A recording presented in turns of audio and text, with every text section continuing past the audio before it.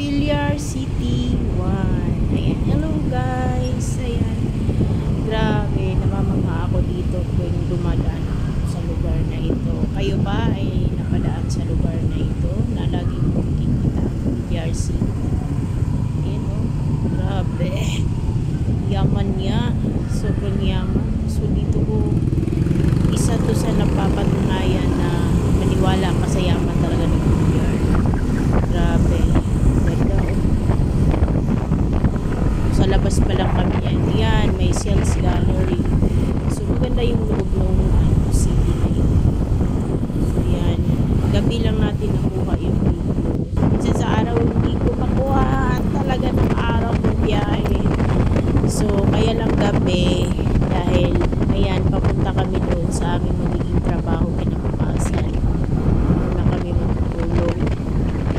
Doon na kami para bukas aga yung gising namin.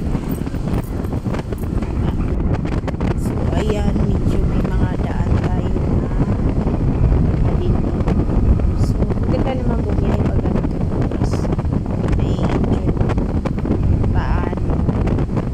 And then paano sasakyan o diba GoPro si Ador Villar City o Villar City 2.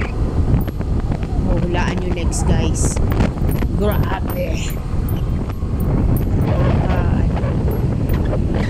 saan kaya yung nadala yung yaman nila yun? Paano kaya nila ginagamit yung yaman nila? Grabe, sobrang dito naman maraming mga malls. So siya dyan na kami sa labas, dumadaan lang kami, kaya may medyo siya sa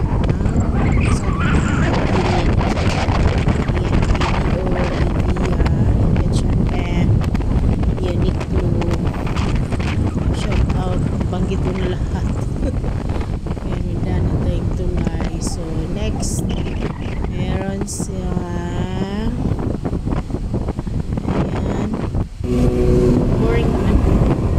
Oo, ang boring. So may madadaanan tayo dito na ayan, malapit na yun, madadaanan natin Villar Avenue. Yan, Villar Avenue dito. So hindi lang siya gaano makita guys, kasi against the light yung atong camera.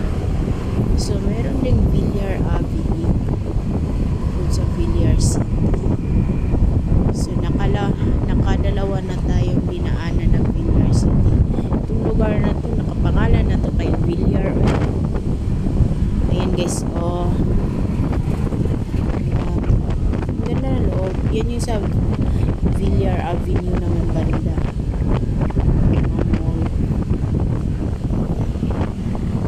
So ang ganda talaga ng lugar na to. Hindi na ako natatawa sa ganda. Gandang ganda.